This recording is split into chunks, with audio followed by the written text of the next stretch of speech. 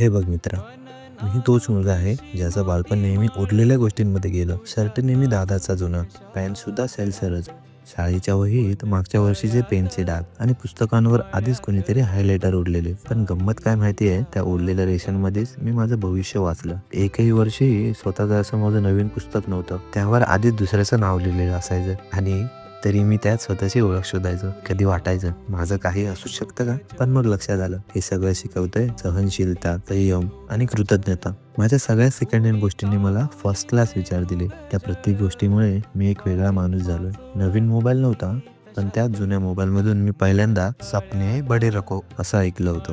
Net slow होतं, पण स्वप्न वेगात धावत होती. मी तोच मुलगा आहे ज्याचं सगळं, अगदी बूट सूट सुद्धा दुसऱ्यांचं होतं. पण आज माझ्या पावलांनी मी स्वतःचा रस्ता तयार केलाय. आजही मी मोठ्या ब्रँडचे कपडे घालत नाही, पण माझा मेहनतीचा स्वेटर घालून स्वप्नांची पायरी चढतोय. मीही तोच मुलगा आहे